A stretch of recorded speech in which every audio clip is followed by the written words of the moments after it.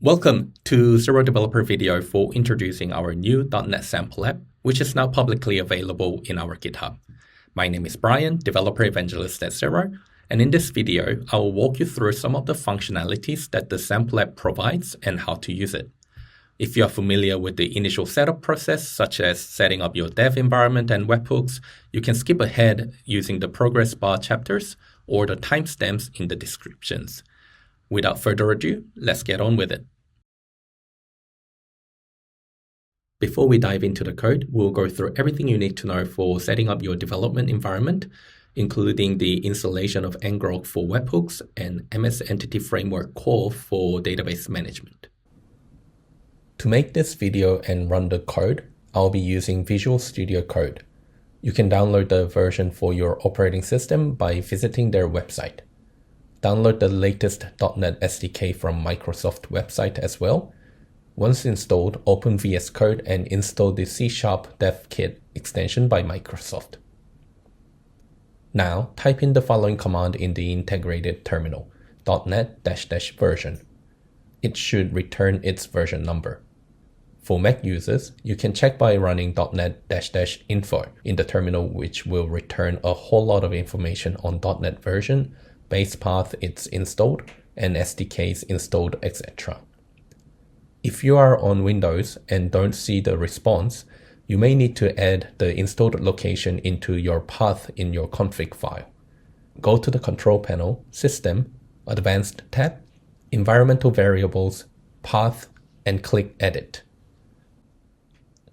Add the directory, for example, c:/programfiles/.net to the path, save, and close.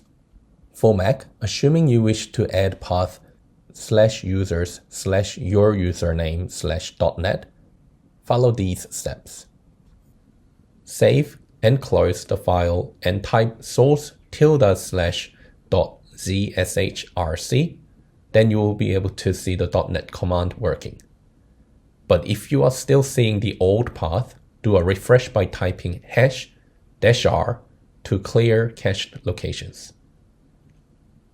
Installing ngrok is super intuitive as they have an elegant instruction on how to work with ngrok as soon as you create an account with them.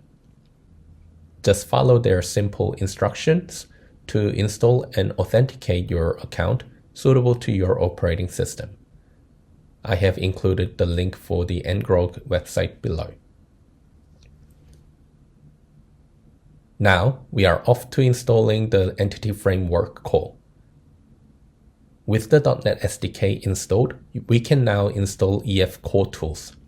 In your terminal, run .NET tool install --global .NET-EF. Since I already have the Entity Framework installed, I will just use .NET tool update --global.NET-EF. In the future, you can also use this to just update to the latest version. You can see in our code we have the package references to the EF Core SQLite NuGet packages. Finally, our development environment for running the app is now ready. Now, let's have a quick look at what this new app is all about.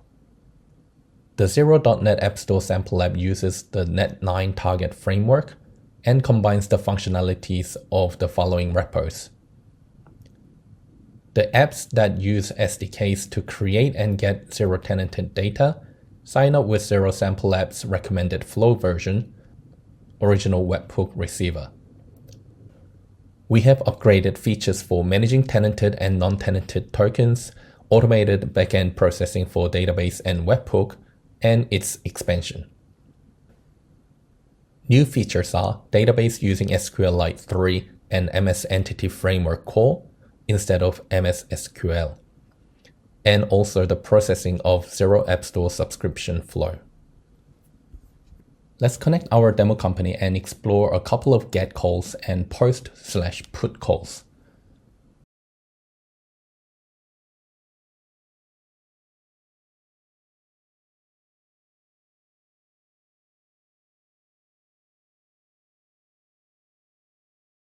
As the successor to earlier .NET Sample Apps, it retains existing functionality for making calls to most Xero APIs such as accounting, files, payroll, and more. For endpoints under bank feed and finance APIs, the scopes for those endpoints are restricted to approved financial service apps. So you will be able to investigate but not run the code for those endpoints. If you are a financial service and want to gain access to those scopes, please fill in the form via your app in the Developer Center or reach out to us via api@xero.com. To do a GET call, just select the menu items like Get Contacts, Get Invoices, and Get Organization, etc. In code, it will trigger the index function for those corresponding pages, which will call the Get API and present the response on screen.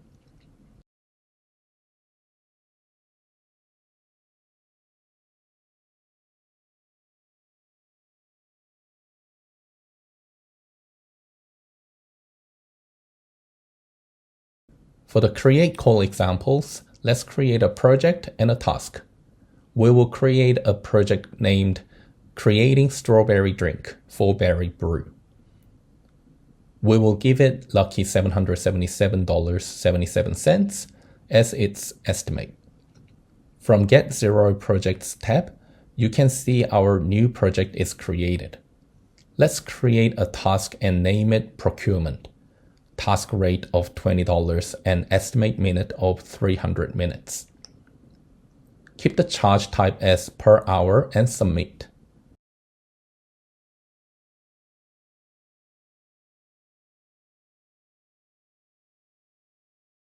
Now we go to create the time entry for the procurement task and put logged minutes of 200 minutes.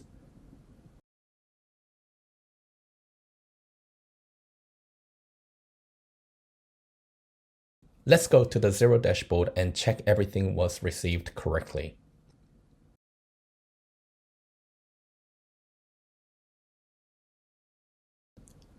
If you already have experience with the previous version of the .NET Sample Apps, you will notice the Sign Up with Xero, Xero App Store, and Webhook tabs are new.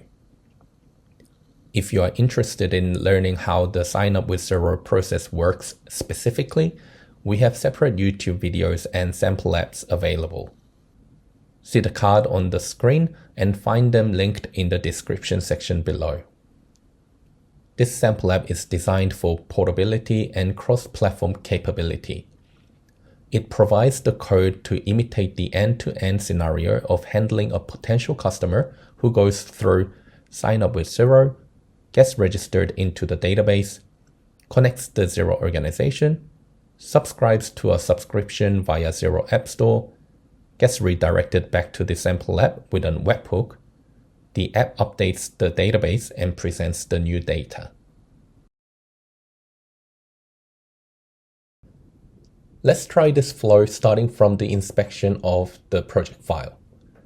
Here we declare we are using Net9 target framework, refer to packages for database creation, and the Xero Net Standard SDK. appsettings.json is another important setup file.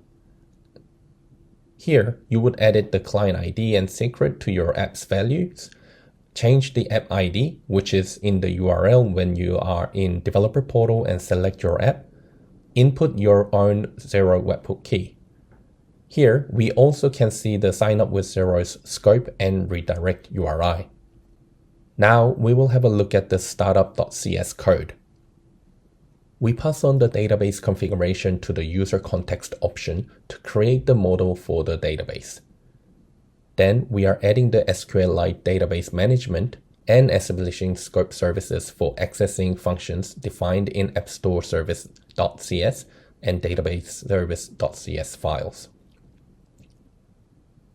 For our databases, models, and schema, we have the context and models defined in usercontext.cs and signupwithxerouser.cs files. These are the user's information we'll be collecting by decoding the ID token, Get Organization API, and through subscription webhooks we received during the auth to flow and subscription process. We will revisit this topic later.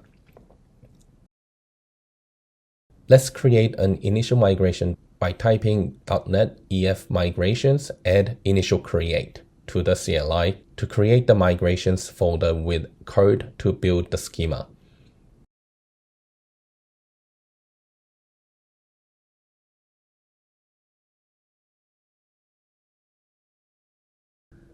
Create the actual database by typing .NET EF database update, and it will execute the migration and create the database based on the aforementioned context and models.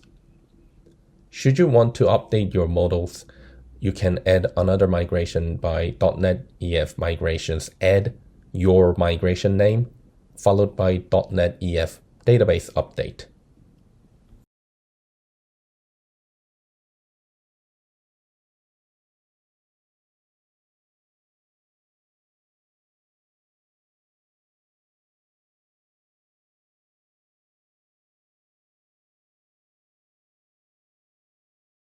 Let's briefly have a look at the sign up with Xero process. Detailed information on how it works is in the description below. This link will be the first link a customer uses to get to your app via Xero App Store, as it will be embedded to the Get This App button on the App Store listing page. The authorization link will be built using the client ID of your app, the callback URI for your sign up with Xero. In our case, this is the one. As the customer is directed to the authentication flow to get Xero tokens, scopes such as OpenID, profile, email, accounting settings, and offline access are requested to Xero. With the ID token, we can initiate the generation of this user object. With the access token, we will get some information about the connected tenant to use for subscription flow.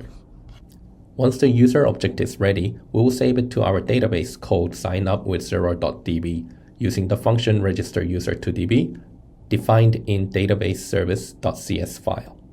Then we are redirected to the referral user info page with a table showing the user's data. When the user connects their Xero organization during the sign up with Xero process, it is important that you have a method in place to disconnect any users who partially go through the sign up process and or does not convert into a paying customer. You will need to manage these connections either by offboarding them and disconnecting them yourself or using the connections API and client credential method. I have left a link in the description section below, which leads you to our blog article and the YouTube video and Postman collection for testing. As mentioned before, we have webhooks available for this sample app. The delivery URL is mirrored with ngrok. By the way, when changing the delivery URL from Developer Portal, make sure you have the /webhooks at the end. Save the webhook settings, get the sample app and ngrok running, send intent to receive the package, wait for the OK response and proceed.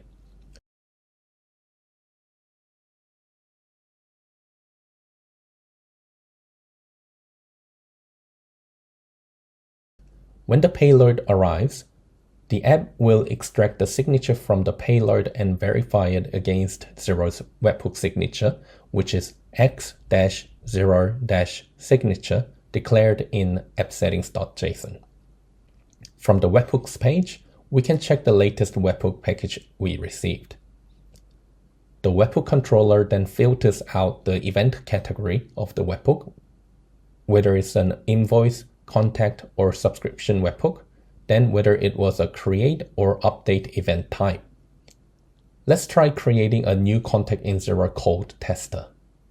As you can see, there is no contact with that name right now. Let's go to Xero and create one.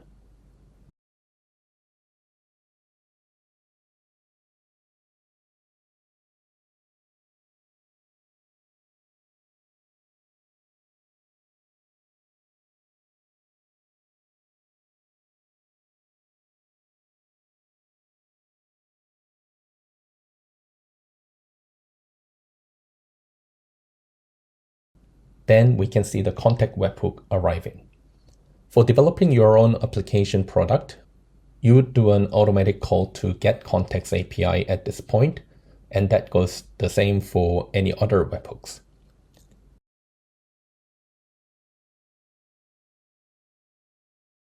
To give an example, we created a subscription webhook handler, which is the most complex webhook to manage at this point in time. For this step, make sure you have configured the App Store subscription plans and prices from the developer portal, as well as the after subscription URL with the ngrok link, including /views/appstore getsubscription.cshtml at the end.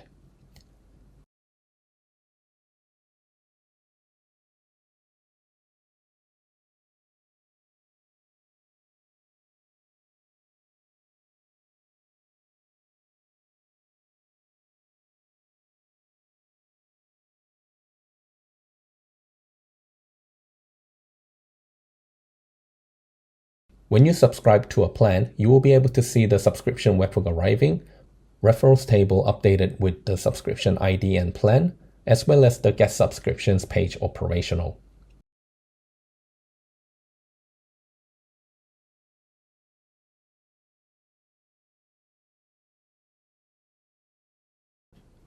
A quick note here though, for the subscriptions API, you will need to have the client credentials non-tenanted access token.